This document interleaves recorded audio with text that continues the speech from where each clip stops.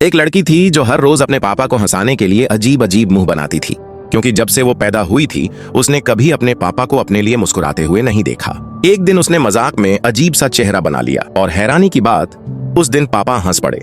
बस फिर क्या था, उस दिन से वो रोज नए नए चेहरे बनाती, सिर्फ पापा की मुस्कान के लिए। पापा भी हर बार मुस्कुराते, कभी गुस्सा नहीं हुए। फिर एक दिन उसका 18वां जन्मदिन आया। उसने पहली बार कमोनो पहनकर बालिग होने की रस्म में हिस्सा लिया। पापा बहुत खुश थे। उन्होंने कैमरा निकाला ताकि फोटो खींच सकें, लेकिन जैसे ही फोटो लेने वाले थे पापा की मुस्कान गायब हो गई। धीरे से बोले, कितनी अफसोस की बात है। पापा को उदास देखकर लड़की ने फिर से अजीब सा मुंह बनाया, जैसे हमेशा बनाती थी। जैसे ही क्लिक हुआ, पापा ने इस बार हंसने की बजाय डांट दिया। वो लड़की वहीं ठहर गई। उसी पल उसे समझ आया, चाहे वो कुछ भी कर ले, वो कभी अपनी बहन की जगह नहीं ले सकती। उसका बचपन बीता अपनी बहन की परछाई में। पापा का सारा प्यार और ध्यान उसकी बीमार बहन को मिलता था, जो कभी घर से बाहर तक नहीं जा पाई। मात्सुको को जैसे कोई देखता ही नहीं था। बड़ी होकर उसने वही किया जो पापा चाहते थे, संगीत की टीचर बन गई। एक अच्छे लड़के से रिश्ता भी शुरू किया। जब वो घर आई और अपने पापा से अपनी खुशियां बांटने लगी, तो डिनर के दौरान पापा अचानक गुस्से से बोल पड़े।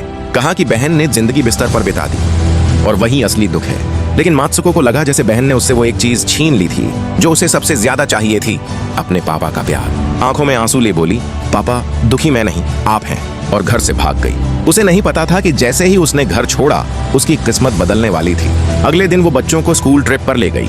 वहां होटल में गड़बड़ हो गई। तिजोरी से पैसे चोरी हो गए। शक गया एक बच्चे पर, ईथन नाम था उसका। मात्सुको ने उससे पूछा, लेकिन उसने मना कर दिया। फिर भी उसने बच्चे को दोष नहीं दिया, क्योंकि उसे डर था कि कहीं स्कूल से निकाल ना दे। इसलिए उसने खुद गलती मान ली।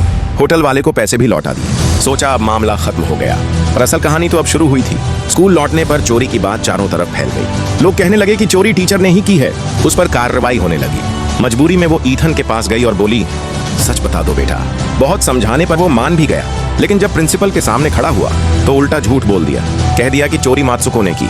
अब उसके पास कुछ कहने को नहीं बचा था। आखिरकार स्कूल से निकाल दिया गया। अब वो मोड़ आ गया था जहां से वापसी नहीं थी।